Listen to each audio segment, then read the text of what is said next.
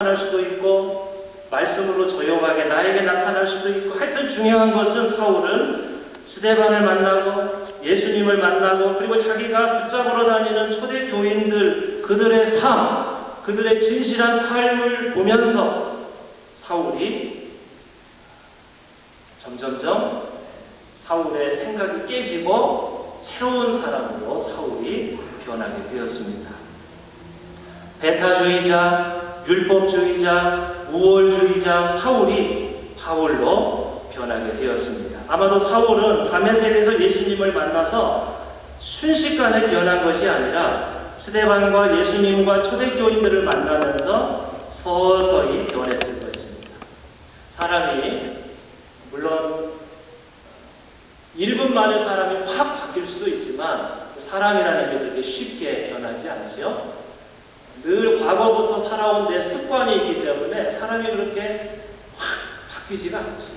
근데 이 바울도 자기의 편지에서 내가 예수님을 만난 후에 3년간 사막에 갔다. 아라비아 사막에 가서 3년간 있다 왔다. 그런 표현을 합니다.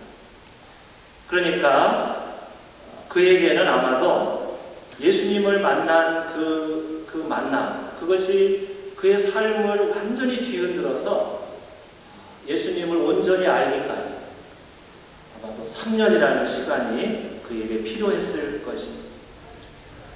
출신 고향을 자랑스러워하고 집안을 자랑스러워하고 배경을 자랑스러워하고 기득권 편에 섰던 사울이 예수님을 만난 후 약자 편에 서게 되었습니다.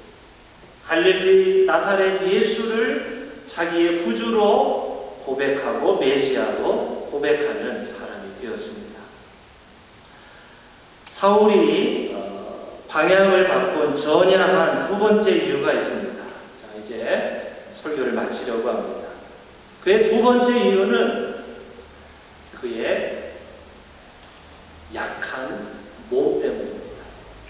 그의 질병이 그의 삶을, 그의 생각을 바꾸었습니다.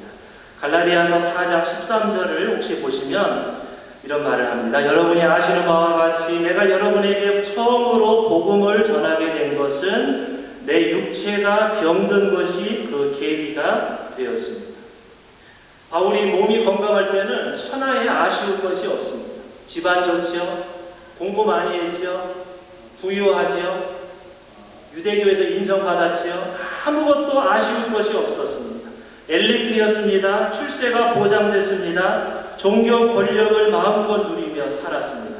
하지만 사울은 뭔가 알 수 없는 병을 겪으면서 그의 눈에서 비늘이 떨어지고 비로소 평소에는 거들떠보지도 않았던 약한 사람들이 눈에 들어왔습니다. 자신이 아파 보아야 아픈 사람들이 눈에 들어옵니다. 자신이 신체적으로 약자가 되어보니 사회와 종교에서 소외된 사람들이 눈에 들어왔습니다. 예수께서 가난한 사람들과 아픈 사람들을 위해 일하셨다는 것을 사울이 알게 되었습니다. 사울은 이 두 가지 사건, 영적인 사건과 육체적인 사건, 영적으로는 스데반과 예수님과 초대 교인들을 만나는 사건을 통해, 육체적으로는 자신에게 찾아온 몸의 가시와 같은 질병으로 인해서 과거의 삶이 완전히 무너지고 예수님을 만나고 또 세상을 바라보는 생각과 신앙이 바뀌게 되었습니다. 강자에 섰던, 권력을 누렸던 사람이 밑으로 내려왔습니다. 약자 편에 서게 되었습니다. 전향, 삶의 방향을 바꾸게 되었습니다. 오늘 말씀의 결론은 이 사울의 전향은 우리들에게 참 신앙이 무엇인지를 가르쳐 줍니다.